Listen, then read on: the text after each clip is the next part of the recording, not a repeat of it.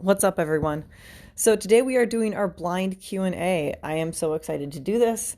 If you aren't familiar with what I'm saying with a blind Q&A, what it is these are direct message questions that I have gotten, and I have not seen any of these yet. That's the blind part of it. I had somebody go through my DMs and curate the questions. They have now been emailed to me, and each question is an individual Word doc. So I have to open up a new doc every time I want to see a new question. And that's the rules of this. So we're going to jump right into this. This is going to be 100% blind Q&A answering here.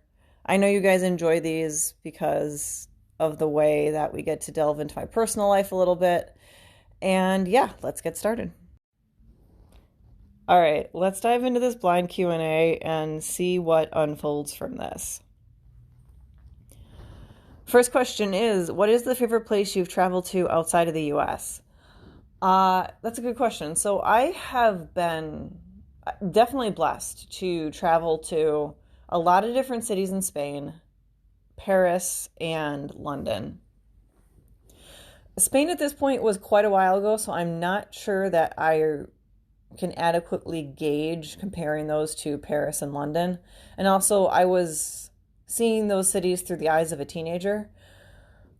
So I think I'm really going to say that Paris was my favorite, and it was my surprisingly favorite because I really thought that London would be my favorite when I was done. But Paris, there was just something about Paris and the way it gelled with my personality, I think. I enjoyed the architecture, the art. The food, of course, was amazing. I also enjoyed the slightly slower paced feel of the city, despite it being a major metropolitan. So those are the things that made it probably my favorite place that I've been to thus far. Hopefully in 2 years I'll have some different comparisons of cities because there are other places I want to go, which I won't mention in case that is a question at some point during this Q&A. All right, next question. What are you reading right now? All right. So right now I am currently still working on a 400-page biography of Queen Anne of Great Britain. Then I'm also reading a book called Accountability by Greg Booston. I probably butchered that, but that's a business book, I would say, and that's about creating accountability in your organization with your team, which some of you might be thinking, wait a minute, I didn't think you had a team. So I do, but they're virtual assistants. But I started reading this book about 2 months before everything fell apart. So I've continued to read the book. It's part of this book club that I do with my dad. My dad and I pick a book that we read, and I really enjoy having that book club with him. I'm thinking we might transition out of this book just because I don't know how applicable it's going to be, and I really want to read a lot of other things with him. One of those, in fact, being Tony Robbins' new book, Life Force. At first, I was kind of like, I don't know if I'm going to buy it, but then I realized, you know what, there's a lot of good information in there about medical innovations, where medical care is going in the world. And there's also just other good tips in there for living your best life, especially from a mental health and physical health standpoint. So I did just pick that up at Barnes & Noble. The reason I picked up at Barnes & Noble is, number one, Tony Robbins books, I'm always going to enjoy them, so why not? And then two, I wanted to get my dad a copy. My dad is someone who only reads ebooks, really, like 100%. But for whatever reason, Life Force isn't available in the iBook store. But I really want him to read this, so I went ahead and bought him a copy, which I know he will 100% like return to me when he's done because he won't even want to keep it in his house, even if he loves the book. Like, he can love the book, but he's just anti-keeping things, and especially books, because he reads them all online. So it's going to end up back in my possession, and then maybe I'll just pass it along to somebody else. But those are the books that I'm reading right now. I'm pretty sure I didn't miss anything. I'm hoping to finish Queen Anne in the next 2 weeks, especially because I want to get back into a routine of reading a little bit in the morning, if at all possible. But that's what I'm reading right now. All right, next question. What's the hardest thing about being a female investor in a male-dominated industry? Uh, so I've really not tried to point out my gender or sex on this podcast. Basically, even though it is called the Landlord Chick podcast, it wasn't the intention for this to be a conversation really at any point. However, if I'm being asked about it, I feel like, all right, I'll answer the question. I'd say the hardest part about being a female investor has been the occasional sexism or chauvinistic attitude that I have encountered. And I want to make it clear it's definitely not been frequent. It's definitely not been overwhelming, but it's definitely been, I'd say, rare or maybe even occasional. And it comes from both sides. So I've gotten it from vendors, and actually vendors predominantly. And I've gotten sort of a different type of sexism, I feel, from colleagues, and I'll kind of get into that. So with vendors, what I got, and I actually still get when I use new vendors, but when I've hired vendors before, there's almost this impression from them that I'm helping my husband or another guy partner, that I wouldn't be doing this by myself.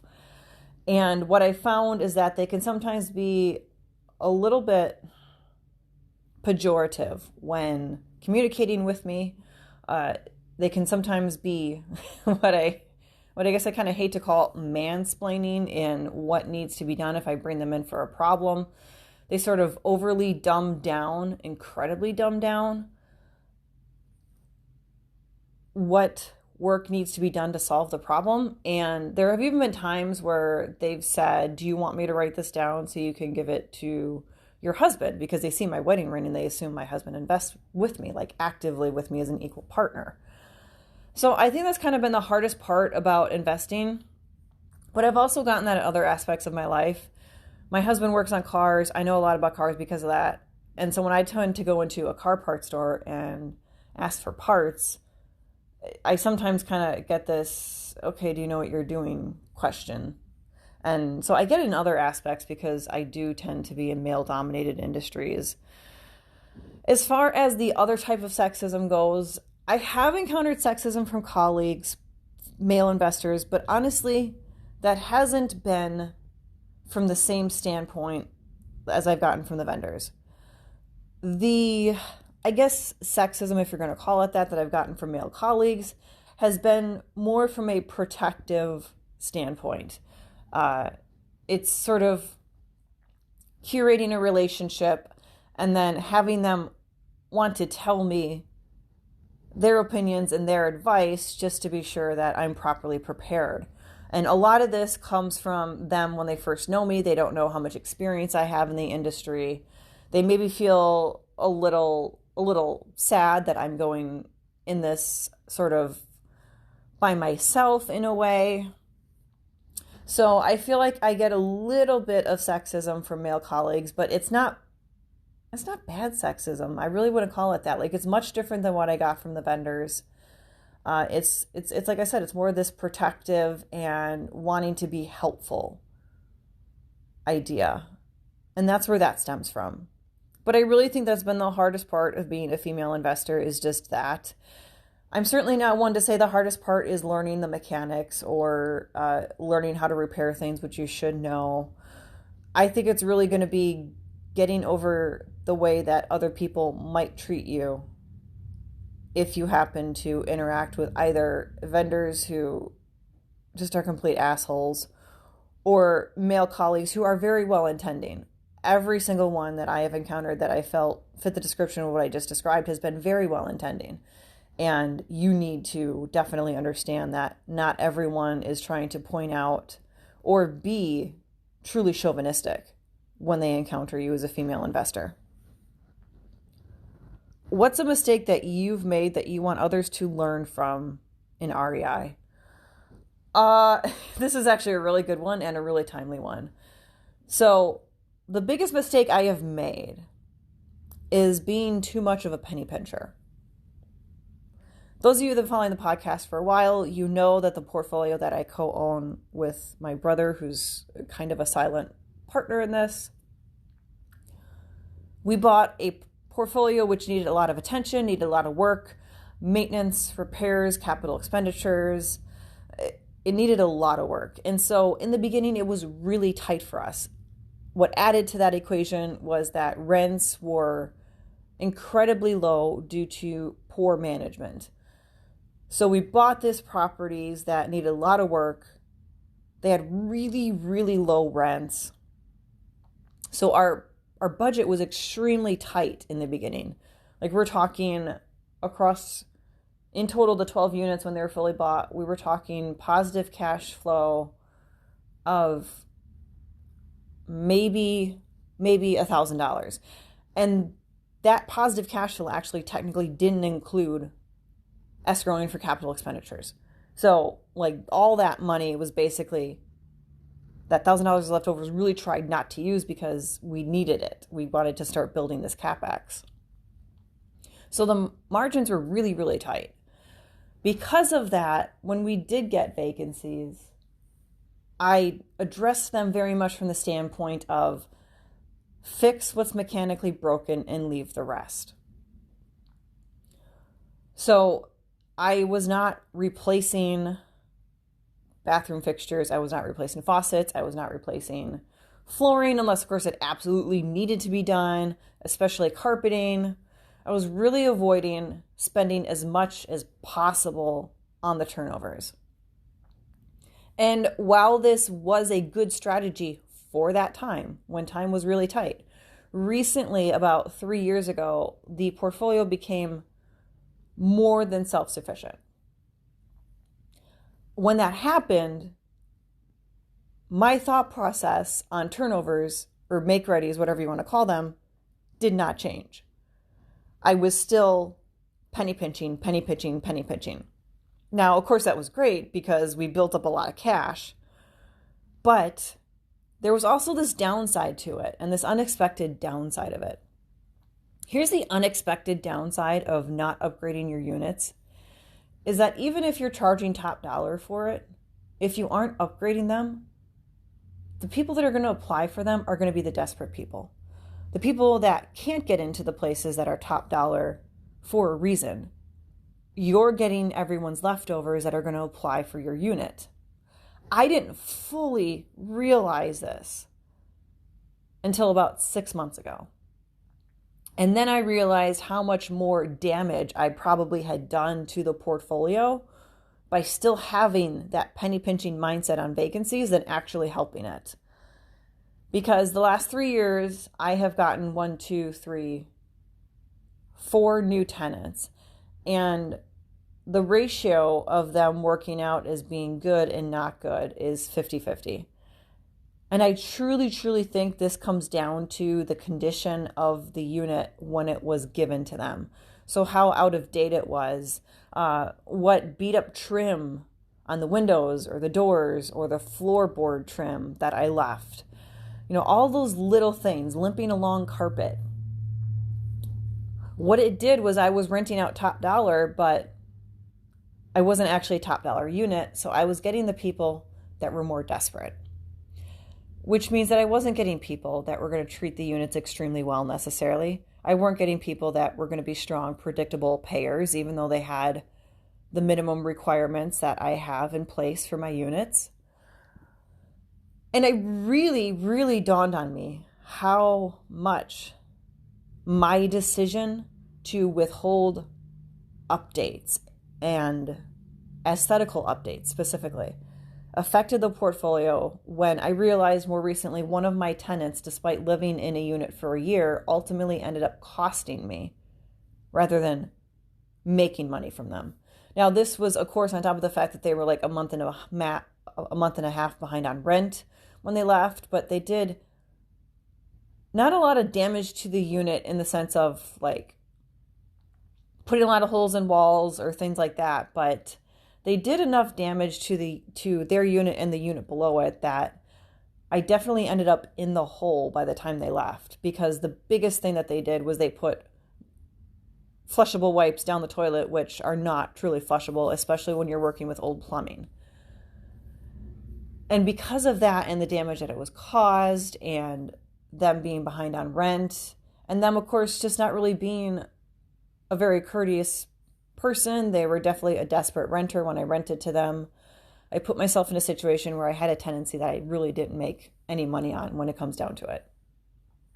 So that is what I've definitely considered my biggest lesson, and it's one that's recently learned. So it's very fresh in my mind.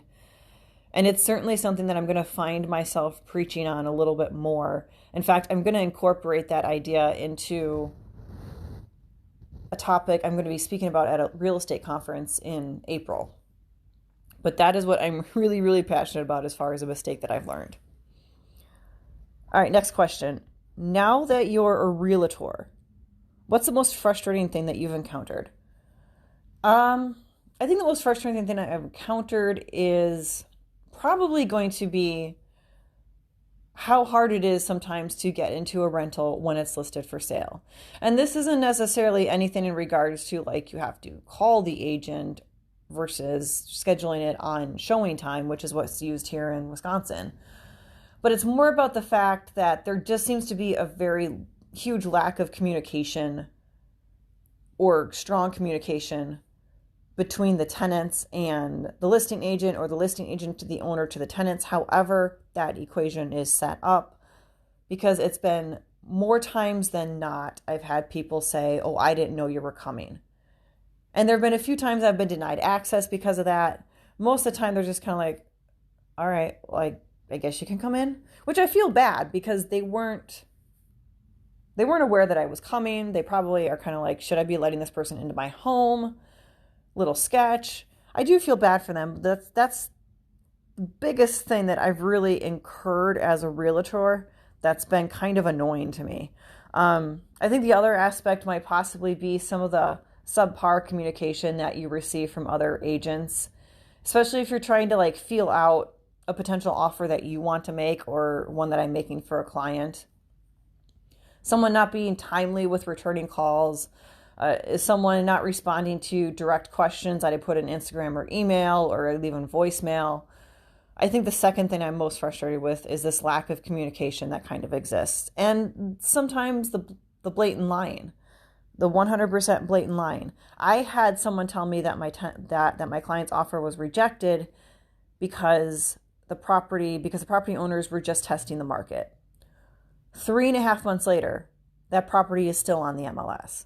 That obviously was a blatant lie, because if they were testing the market, me as the listing agent, I would have removed it, because regardless of whether you have an obligation to list it, that's definitely a breach of contract because they never intend to sell it.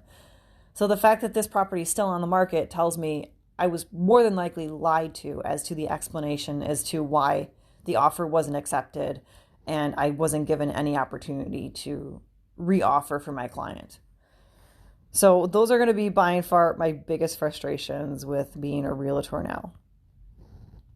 All right, next question. Back in September when you were on vacation, you were posting 5 a.m. wake-up pics in your stories. Are you still part of the 5 a.m. club? No, I am not. That went away in December when I had a pattern of getting sick. So I got sick like the second week in December. Then I got rebound sick like the week before Christmas. And then between Christmas and New Year's, my husband was off of work. And if you don't know, my husband was kind of the reason I got into the 5 a.m. club, because he changed jobs. He no longer works strictly for me. He now drives school bus, and he gets up at 4:30 in the morning. I was getting up at 5:15 to at least be up before he left for work. But I drastically got off that pattern in December when I was sick. And then he got off that when he was on vacation, because when you get up at 4:30, you basically go to bed at like 9, which meant he didn't have a lot of time with his online friends doing gaming or anything during the week and during regular school. So when we were on vacation, and I say we because I took the same time off, he stayed up later, which means he wasn't getting up at 5 a.m. And that sort of like snowballed this already pre-existing issue that I had getting up at 5 a.m. Then January, I started going through a lot of stuff personally within my family that bogged down my mind, made it hard to sleep, stay asleep. So I still got out of whack with my sleep schedule in January. I've recently started to try and get back into at least a 6 a.m. wake up call. I was doing that for a little bit, off and on through January. It felt good, but I wasn't able to consistently keep it. My goal is to now, starting next week, be consistent with 6 a.m. wake ups. And then after 2 weeks, start rolling back the clock again to hopefully at least be rolling out of bed in my pajamas and bed hair right before my husband leaves for work at 5:15. Like that's my goal, is just to be able to roll out of bed and see him right before he goes. This won't be any sort of like Patty Duke, like get dressed and put on makeup shit going on that early in the morning. I just want to be awake with my bed head and my morning breath to say goodbye to him before he leaves. All right, next question. What is the biggest lesson you've learned in the past year? Oh boy. Oh boy. I've learned a lot of lessons this past year. A lot. If I'm going to pinpoint one specific lesson as the biggest one I've learned, it's to never lose track of yourself because of other people. Especially because of other people. Let's say it that way. Never lose track of yourself, especially because of other people. I desperately lost track of myself like 2.5 years ago. And doing so did a large amount of mental and emotional anguish to me. When I say I lost track of myself, I was running my life for other people. And I'm not talking about running my life for my nieces, which I do. Like, my sister or brother calls and says a niece needs something or they have an event coming up, I'm there 100%. Like, I drop everything. I'm not talking about that. I'm talking about losing track of yourself when you don't want to, when it wasn't your choice, when you're swallowed up in someone else's mood or choices or their desires for you, or they wanting to control you. That's what I'm talking about when not losing track of yourself. I did lose track of myself. I definitely, for 2.5 years, lost track of who I wanted to be, what I wanted my company to be. And I got absorbed in other people's issues, other people's problems. And I really had this spell put over me that prevented me from seeing that I was not myself. I was not who I wanted to be, but yet I faked myself into thinking I wanted to be that person. And the way I handled it was I jumped into work, very little play. And as I said last year in a very candid episode, it certainly created this monster version of me.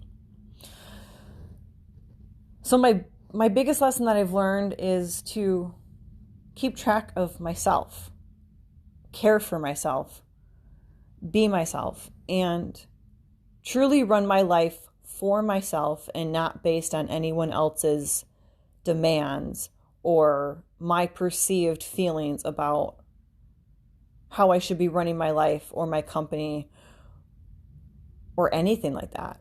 You know, for years, even personal life decisions were being dictated based on what a particular person would think of it. And that's not a very good way to run your life, regardless of whether that person is your spouse, a colleague, a friend. That's not a good way to run your life, is making all of your decisions based on how one person will react to them, especially if it's from a place of fear, which is where that decision making was coming from at the time. Now that I've gotten past that, and it's taken a long time and I'm still recovering from all of it. There is an episode, by the way, if you have no idea what I'm talking about, if you go back to an episode that's likely going to be from September of the podcast. I talk about how I was betrayed in the middle of the night by my main employee, and sort of Monday morning quarterbacking, I realized that there were a lot of issues with our relationship that were affecting me mentally and emotionally. And that's what I'm referencing here when I say don't lose track of yourself, especially based on other people's opinions, expectations, or demands on you. So if you need more context, go back to that episode and you'll get probably as much context as you could possibly want. But that by and far has been my biggest lesson that I've learned in the past year. And now not only am I finding that I'm living for myself, but I've been able to put myself in circles where I feel supported as myself. I don't feel like anyone's trying to change me. Anyone's telling me to tone it down. Anyone's telling me that, oh, we shouldn't do that. We need to just focus on this. I'm in a truly collaborative, entrepreneurial environment in circles of people now that I feel supported. And that's something that I have not felt in an incredibly long time. All right, next question. Is it worth being a realtor if you are an investor? Yes. And I'll put a little asterisk after that. I feel like I've answered this a couple times, maybe even a different Q&A, but yes, it's worth it as long as it's not overwhelmingly expensive in your state, in your city. Depending on what your licensing fees are, what your education costs are, because your education costs, at least here in Wisconsin, are every 2 years. And then, of course, joining local Realtors Association and the National Realtors Association, as long as those dues and that money factor isn't exponentially expensive, then yes, I would say it's worth it. Here in Wisconsin, I probably pay, I'm going to say about maybe $1,000 a year to be a realtor. I don't consider it that much, especially because if I close on one house, it more than pays back all that money. So whether I close on it for myself or I close on it for a client, as long as I close on one thing, I'll make my money back. Now, the initial investment was more than that. The initial investment was probably like $2,000. But now the recurring expense, as long as I close on one property a year, it's worth it. So yes, I feel like it's worth it as long as the cost makes sense in your area. I know there's places that you're spending maybe $2,500 a year. Then at that point, I mean, it might begin to question whether it'd be worth it. But of course, that's all in perspective, you know. It all depends on what you're going to save or put in your own pocket by being a realtor for yourself. And then are you going to do it for other people? I do it for other people. So I have that extra resource of income that exists from me having my license, but I plan on using it for myself as well. I'll use it more for other clients because my goal is to close on 15 transactions for other people this year, but I'm still going to use it for myself. The commissions that I get for using it for other people are just kind of like an added bonus. All right, next question. What's the next place you're going to travel to? All right, so originally this year, I was thinking about going back to London. Thanks, Vladimir Putin. I don't think that's going to happen anymore. So I think I'm going to be sticking more domestic. And I feel like on the agenda for this year is going to be Boston, maybe Virginia, but definitely Tempe, Arizona. So those are the ones that are on the list right now. In reality, I want to get to all three, but true reality is probably not going to be that. I'm going to focus on getting to those three places. Those are where I want to go the most in the US. So I feel like I want to get that off the bucket list and get those done with before I go back to international travel, probably in 2023. And I'm just going to answer the question now because it's probably a question in your mind. So where's the next place you're going to go internationally? Other than returning to London, or I should say the United Kingdom, the next place I'm going to go internationally is going to be Reykjavik in Iceland. And I'm going to go there to experience 24 hours of daylight. I just want to be walking down a city street at 10 p.m. midnight and have it be bright as if it were 8 a.m. in the morning. I think that's an amazing experience. It's something I really want to do. So that's probably going to be the first place I go to internationally other than returning to London, or maybe I will do Reykjavik first just because it'll be a new experience. And here's the thing, that's at this point, that is literally the only reason I'm going to Reykjavik. I need to do research to figure out other reasons to go to Iceland, because you can't just fly there and be like, okay, here's 24 hours of daylight. Now what do I do with the rest of my time? So I have to find other things to do in Reykjavik, in Iceland, to make the rest of the time worthwhile. Do you have any thoughts on different investing than standard buy and hold? I'm guessing this person is asking if I'm intending to do any other type of investing other than buy and hold. The answer is yes, especially this year in particular. I do want to try to do a flip. I feel like I've gotten to the point with my contractor network and my comfortability in doing comps and being a realtor now. I feel slightly more confident in being able to do a flip successfully myself. So I do feel like I'm going to do that this year. I've always been generally interested in note investing and tax investing, which I need to do a little bit more research in. I'm certainly not looking to get into those anytime soon. That's still going to be a little bit down the road, but I definitely feel like buy and hold is in my future. I've toyed with the idea of Airbnb, but I've never truly gotten anywhere near close to committing to it. I've done a lot of research on it for other clients. I've done a lot of research on it when I thought we might start to manage short-term rentals, but I haven't put some serious thought into it for myself yet. So I feel like definitely the next place I'm going to go is doing maybe 1 or 2 flips this year. And of course, I will bring you guys along for the journey over on Instagram, and I certainly would dedicate a podcast to my experience doing the flips at some point as well. All right, this is the last question, the last email. And the last question is, what is your best advice for a self-managing landlord? I think my best piece of advice for a self-managing landlord, and this is a piece of advice meant for the over-encompassing idea of being a self-managing landlord, is understanding when you being a 100% self-managing landlord is affecting your ability to grow. So my best piece of advice is be sure that your eyes are open enough that you are able to recognize when the fact that you are self-managing is hindering your ability to growth. Because that does happen.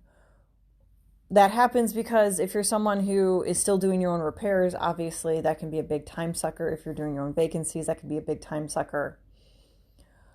And then, of course, also understanding that unless, of course, you have really good systems in place, at some point your portfolio will grow to be a point where things are falling through the cracks. Items are getting missed from tenants, deadlines are getting missed, God forbid, for state requirements. When those things start to happen, you need to be able to recognize that they are happening and be committed enough to find a true solution. So whether it be asking for help from another self-managing landlord who maybe self-manages 200 units and you only have 36, or if it's just going the route of hiring a property manager, it's being able to identify when your growth is becoming hindered by your desire to self-manage. Because at some point it will get to that, especially if you're 100% doing it all. So be aware that at some point, in order to truly fully grow to a large scale, you will need to stop being 100% self-managing, and you will need to outsource some of the work to be successful. That is the biggest advice that I have for a self-managing landlord. All right, guys, I hope you enjoyed this Q&A. Q&A episodes are always long. This one's raking in at 33 minutes right now. If you made it to the end, thanks for sticking with me. I did enjoy this Q&A. We'll do another one probably in about 4 or 5 months' time. I like doing these ones every once in a while, not necessarily on a set schedule, but really just randomly pulling them out of a hat. Next week, we'll be back with what we'll call regularly scheduled content. We'll dive back into weekly episodes on various topics, not based on a theme, not a Q&A. There will be introducing a brand new, I guess, recurring topic, you would say. We'll be introducing a brand new one in about 4 weeks here that I'm really excited to bring to the podcast. But anyway, guys, I hope you have a great week, and I will see you next week.